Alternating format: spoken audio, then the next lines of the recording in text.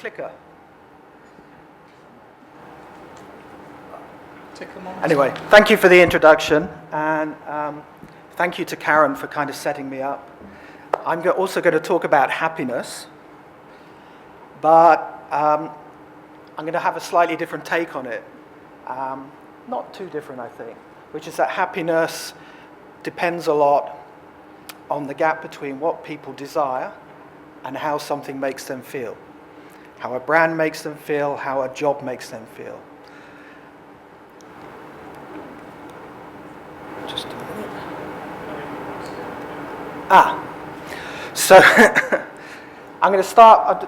I want to talk about motivations and why they matter. They're very important. And maybe the slight difference in my take from Karen is that happiness comes in different ways for different people, and it depends on what they aspire to, what they desire, and whether something can deliver on that. So this gap between reality and desire becomes very important, and it's predictive of behavior and behavioral intention. So the kind of lesson is that we need to try and make that gap as small as possible. And I want to start by talking through quickly a little example on brands, which will show how kind of cultural values can shape those desires, those aspirations. And then the bulk of the talk will be about the employee survey. So why do international brands, beauty brands, often struggle in Indonesia? There are lots of reasons, but I'm going to just show you two. The first one is that typical Western beauty brand tend to be quite serious about beauty. It's a really serious topic, yeah. In Indonesia, that just doesn't work. People don't want to think too hard about stuff. They don't want to think too seriously about it. It has to be fun. And so what you see on this chart is that a lot of the...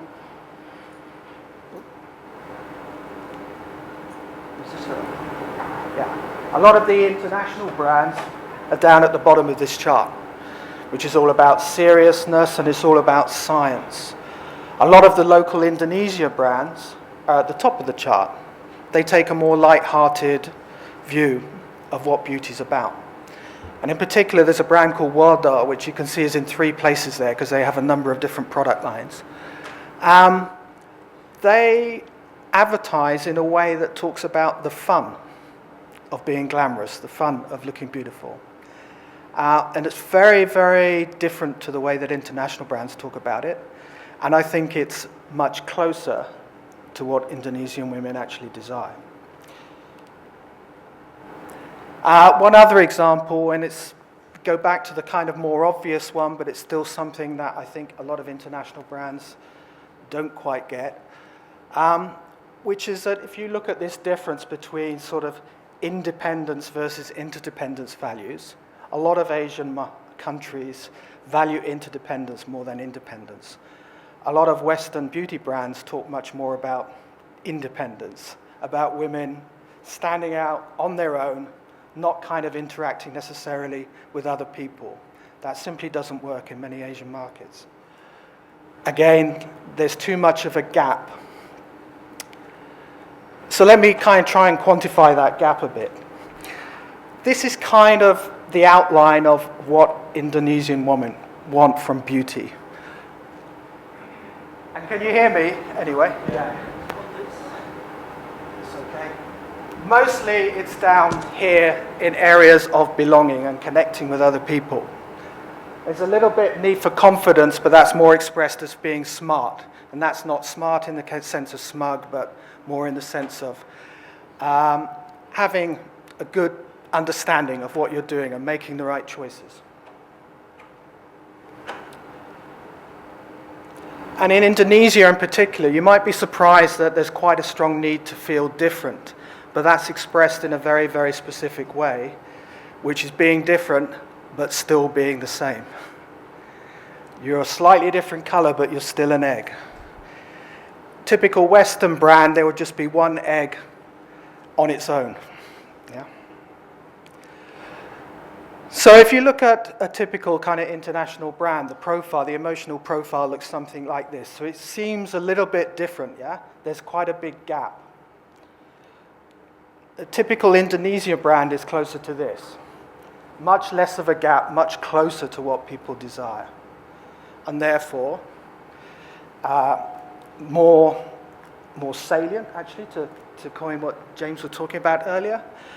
It's closer to how people want to feel. It's closer to those kind of mental associations with a particular category. And therefore a better experience as well, because of course expectations shape experience. So what does that mean for for employee research, for employee engagement? How does that impact how people feel in a particular job? And hopefully this example is quite relevant for most of you because it's based on a survey of people working in market research across Asia. And that's across multiple markets, with particularly big samples in Indonesia, Singapore, and China, Zoman. And as Karen mentioned, some of the old ways of measuring satisfaction are a little bit stale. So what we've done in this survey is just get people to pick visual cards. So simply sort visual cards and pick the ones which are most relevant for them. And we did that against two questions. The first question is, how do you feel now about your employer, about your job? The second question was, if you had the ideal job, how would you feel? So we're measuring the current reality and the desire of the people. And this question, by the way, took 2 minutes for people to do, those two questions. Very, very straightforward, very simple. How do people feel now? Sorry. Let's look at the kind of positive aspects first. People feel smart and in control. Probably not a surprise for people working in market research, yeah? And many market research agencies are kind of positioned in that space. Also, people feel a sense of belonging, and most of the people are working within relatively large or medium-sized organizations, so as part of a team. And a bit of exploration and discovery, going out into the world. But there are also quite a lot of negative feelings. And I have to say, the amount of negative sentiment was quite high. It was about 40% of the cards that were chosen. And there are two core areas. So, people who work in market research, they want to feel smart, but many of them don't. They want to feel in control, but quite a lot of them don't. Yeah? That's the current reality for them. So if I add that up, you kind of get this overall picture. A mix of positive and negative. And the most negative are in those areas of control and knowledge. Does this vary? So to go back to a kind of more typical survey question, I've correlated this data with the data for a question about, are you going to stay or are you going to leave in your current job within the next 12 months? It's a fairly direct behavioral question or behavioral intention question. What you can see is there's some quite big differences. And the difference is that not only people who say they're not going to stay are definitely more negative, so they have much more negative sentiment, but also they're much more focused on those core areas of control and knowledge.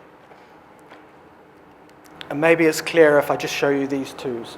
I'm almost definitely going to stay, I'm almost definitely going to leave. Quite a big difference there, yeah?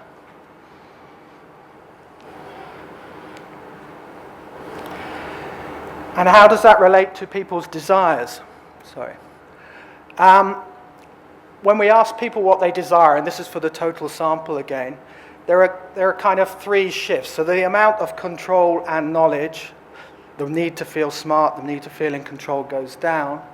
When we move into more kind of aspirational areas, particularly of being creative, a little bit more discovery, and also a little bit more cared for.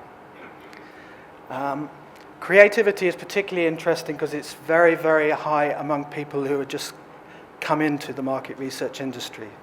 So people who are new in their jobs, they want to be innovative, they want to do new stuff.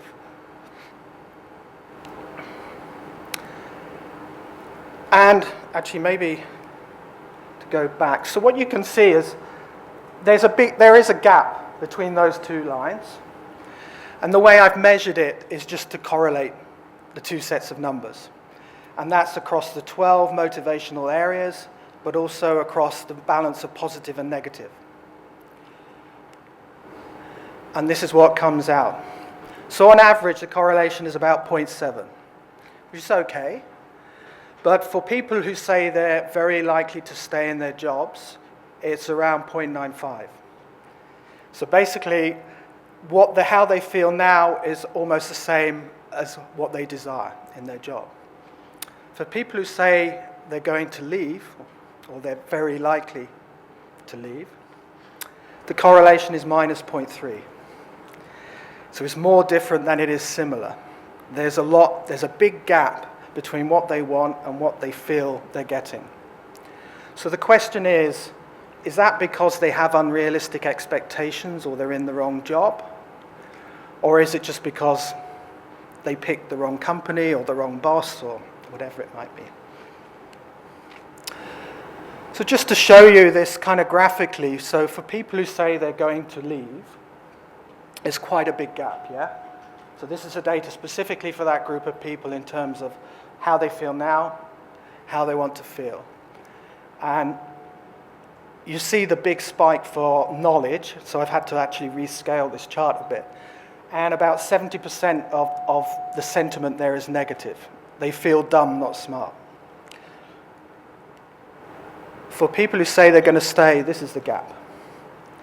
It's much smaller, hopefully you can see that. There's a much better fit between what they want to get out of the job and how they feel now. And to answer my question, the people who are going to leave and the people who are going to stay don't actually want very different things. They went into the market research industry, so they've probably got a pretty good idea of what they want to get out of life, what it's about, the kind of things they're going to do, and they have similar desires. The difference is that for the people who are going to leave, they don't think they're getting what they want. In fact, they're a very, very long way away from what they want. The people who are going to stay feel that they're getting what they want, and therefore they're happier, more satisfied, more likely to stay in their job. So, I think the conclusion is that the key for an employer or a brand or a business is, number one, understand the goals of your customers, and then make sure that you're creating the right feeling that matches those goals as far as you can. Because the smaller the gap between what people want and how they feel when you talk to them, and particularly when they experience your brand or your company, the better everyone will be. Thank you very much.